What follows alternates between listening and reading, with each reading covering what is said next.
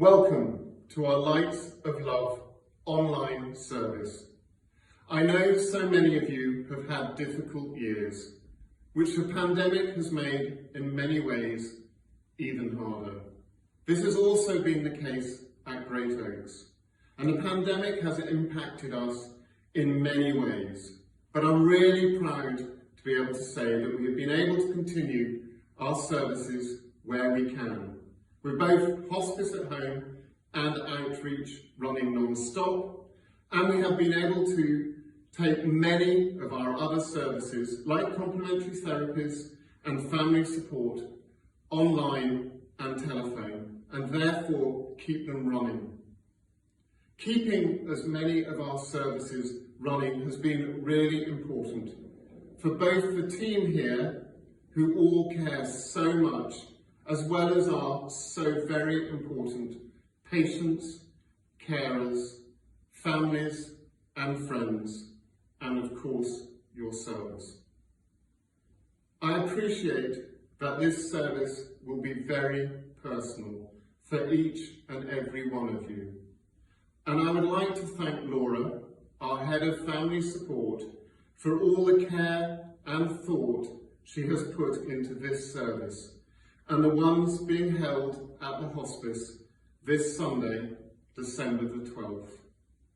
Please visit our website for further details and the ability to register if you would like to attend one of those gatherings. We are, I'm afraid, limited with numbers, but we are laying on 2 gatherings to help accommodate the demand. We will be having a minute's silence during this service, where we can all take the opportunity to light our own candle of love. Please have your candle of love ready. If you want to get it ready now, we have a few minutes before we will be getting to that part of the service. Please take every care when using your candle. We also have these beautiful remembrance bags available in our shops and at the hospice. They have all been handmade, and I genuinely think these are just amazing, by members of the team and our ever so important volunteers. Inside each bag, you will find a candle and a lovely acorn and tag, and you can use the tag for writing your own very special message. And then these can be hung either on the tree at the hospice or somewhere where you would like to hang them yourself. We hope you enjoy the wonderful service this evening.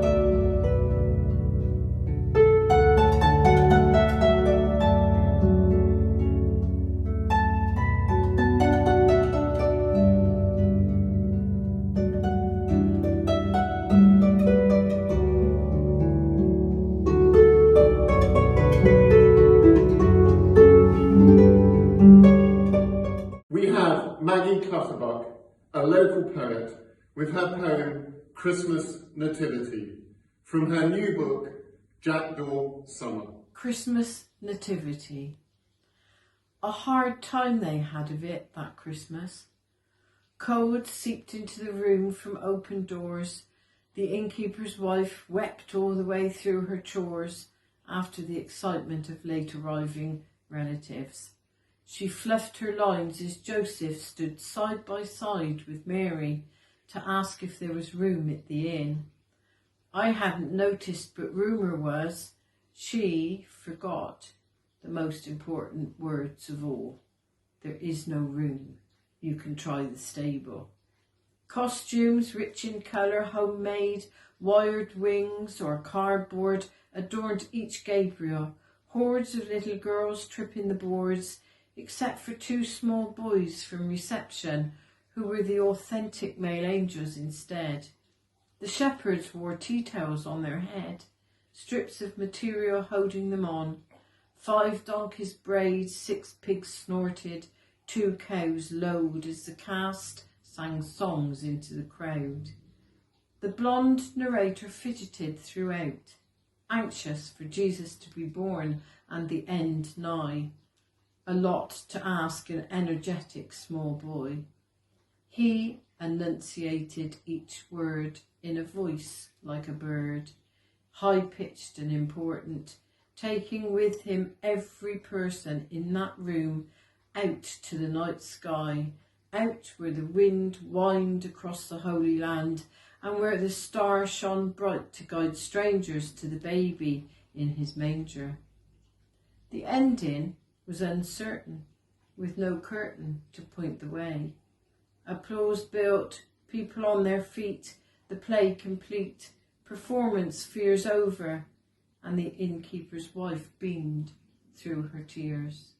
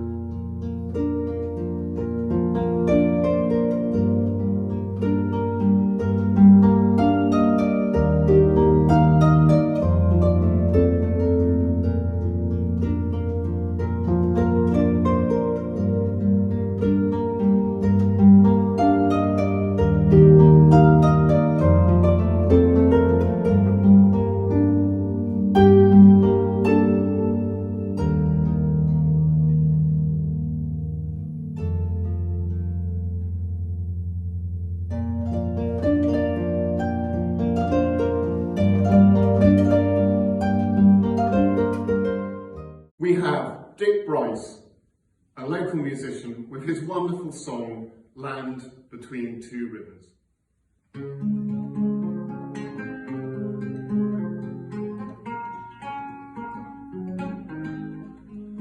There's a land between two rivers where the Severn meets the sea, and the silver wye runs laughing on her journey to be free of the cliffs that hold her close from Coppin Hill to Beachley. That's the place where I belong, where I long to be. There's a land between two peoples where the morning air's like wine, and the hands that reach in friendship, they're the blue scars of the mind, where the tongues sound rough to strangers' ears, and the words they speak are kind.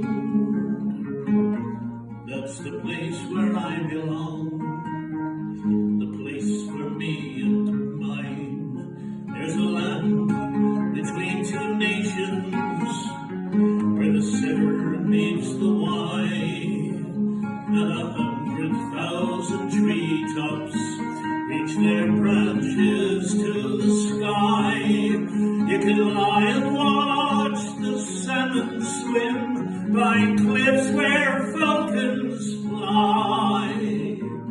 That's the land where I was born, where I wish to die.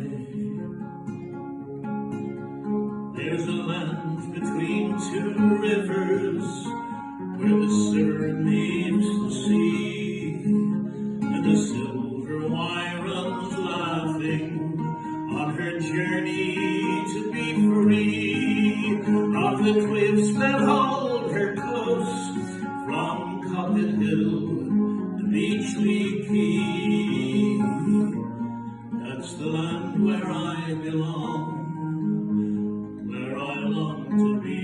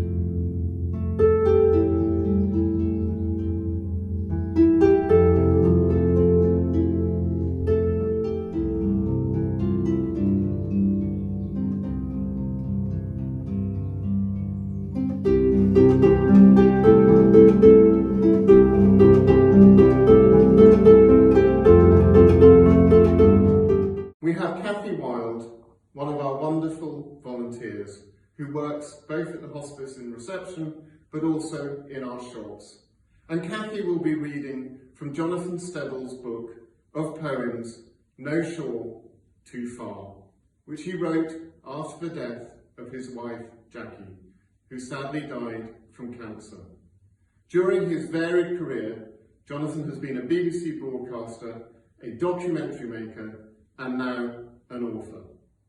A bigger picture. She said to me, this brave and thoughtful soul I so admire and love, why all this talk of angels and the like? There's so much more beauty. There's so much goodness here on earth. Why should we look elsewhere? And she was right. A world sublime and wise beyond belief. Indeed, right here at every turn and in our daily lives. And yet, like so much else, we witness hour by hour the wind, our thoughts, the life that calls forth flowers from tiny seeds we cannot always see with eyes that we have to close at night. Miracles abound, both seen and unseen, day in, day out. And here in the now, so too the angels and the gods, of whom I sometimes speak, are not for me far out in space or in another world, but working in our daily lives to help us out of bed and out into the rain, and to help us take the next step and the next. And now she too is nowhere to be seen. My dear, my precious friend, my wife, and yet she lives. Of that I feel so sure, closer perhaps than when we still held hands, or disagreed about the meaning of it all, together still, united in our search for what I sometimes call a bigger picture, a journey and a quest that maybe never ends.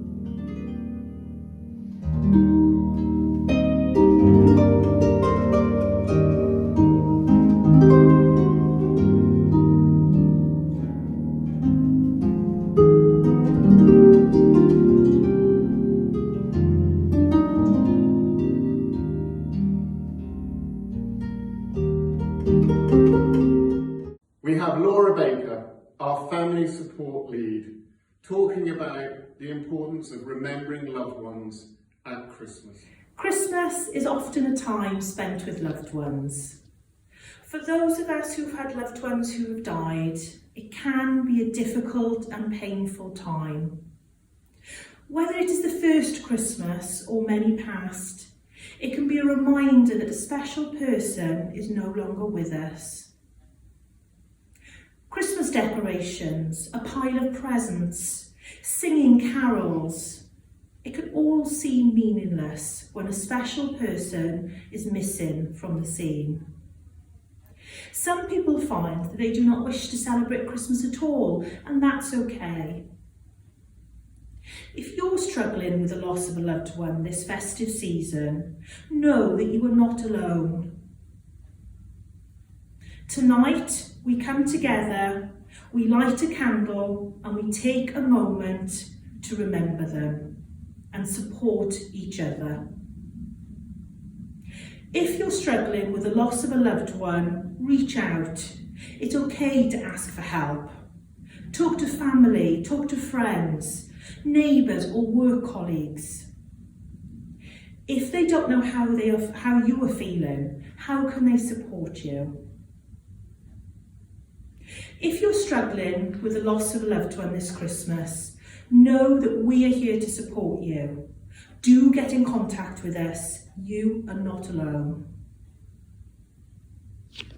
Maybe you know someone who has been bereaved. Ask them how they are. Ask them how you can help or support them.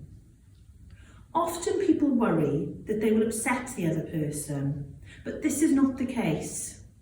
Acknowledging their grief and their loved one shows that you care and it will mean so much to them. Planning how Christmas is going to be for you in advance can be really helpful. Think about what might work best for you and friends and family.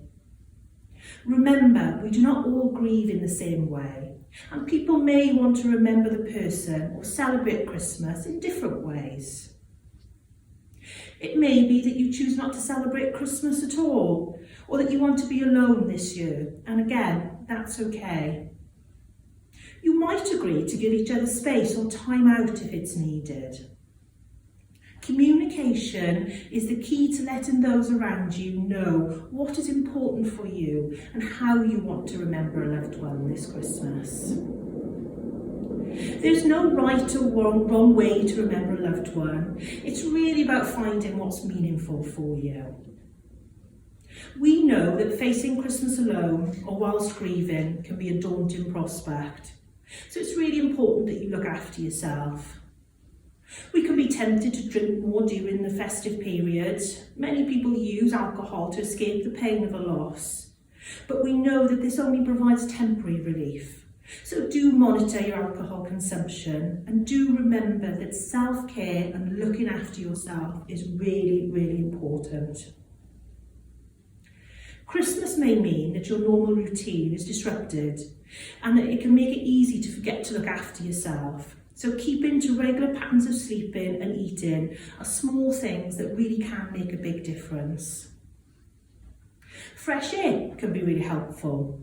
If you're finding things difficult or you need time out, maybe take a walk and connect with nature. It's so important that we ground ourselves, and connecting with nature is a really great way to do this. It can be easy to feel guilty about moments of happiness during the festive period, but it's important to know that it's okay to feel happy and your loved one would want this for you. Christmas can be a difficult time for many. However, it can also be a time when we remember and celebrate our loved ones and how much they meant to us. There are many ways that we can remember and celebrate our loved ones at Christmas. You may decide to continue with past traditions, or it may be that you decide to start new ones. Sometimes people like to visit the person's grave where their ashes are scattered, or a place that was special to them or the deceased. Some people take flowers or a wreath and spend time talking to the person about how their year has been and their plans for the new year. You may want to hang a Christmas stocking or Christmas decoration. This could be something that you make yourself. It could represent something that was really special to them, perhaps their favourite colour or favourite football team. Should you wish to write a message to your loved one, do remember that we have our remembrance bags available, and these have an acorn tag that you can write that message on. You may want to hang this on your Christmas tree at home, or you may want to hang it on our Christmas tree at the hospice. Do get in contact if you would like one of our remembrance bags. Some people like to set a place for the person at the Christmas dining table. This can be an opportunity to talk to our loved one. It can also be an opportunity to start discussions with those at the dining table, sharing memories of the person. After the loss of a loved one, it can be hard to part with their belongings. However, Christmas can be an opportunity to maybe wrap up some of their things and give them to friends and family who will really cherish them. You may want to plant a tree in memory, or buy a gift that your loved one would have liked and give it to someone else as a gift, or maybe give it to charity. Some people also like to make a donation this time of year. If you'd like to do this, we have set up a Just Giving page. Please see our Lights of Love webpage for more details about doing that. You might want to watch their favourite Christmas film, or make their favourite Christmas food, or listen to their favourite Christmas song. These are just some ideas. There are, of course, lots of ways that we can remember a loved one at Christmas. So whatever you decide to do this year, remember, there's no right or wrong way. It is all about communication and finding what is meaningful to you.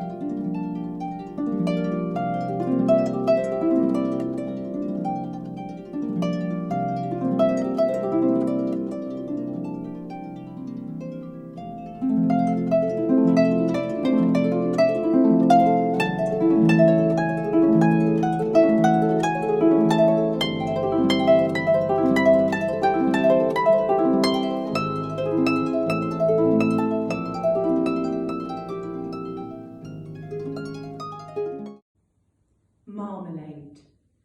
When white, not orange, cold, not heat, reminded us our friend, the sun, was very far away. You, carer of the four of us, took down your cauldron from the shelf and chopped up fruit, which boiled and filled the house with steam.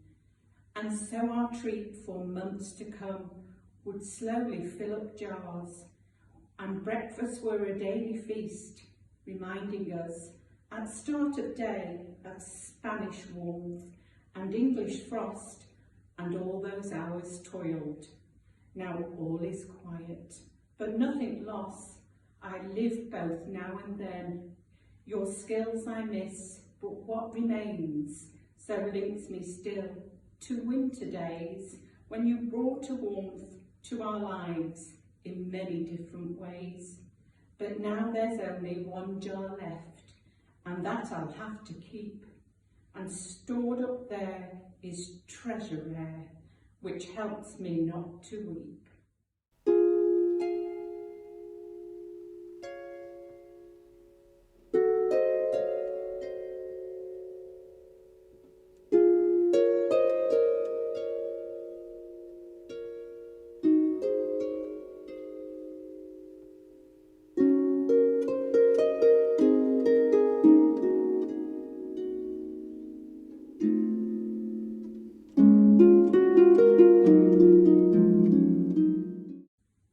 Next we have Emma Hatton, a well-known West End star who is very kindly performing a beautiful song for us. for us.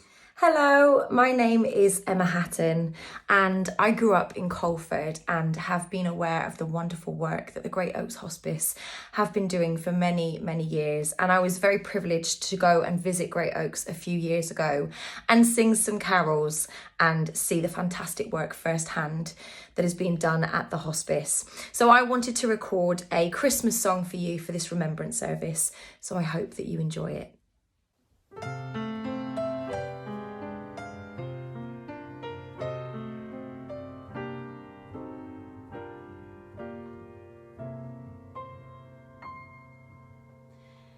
I'll be home for Christmas. You can plan on me. Please have snow and mistletoe and presents under the tree. Christmas Eve will find me where the love light gleams. I'll be home for Christmas, if only in my dreams.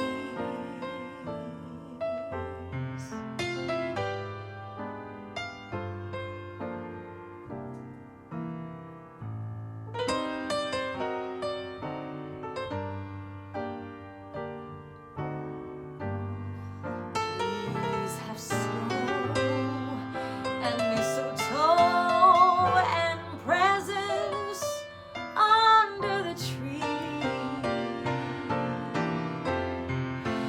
Christmas Eve will find me where the love light gleams. I'll be home for Christmas, if only in my dreams, if only in my dreams.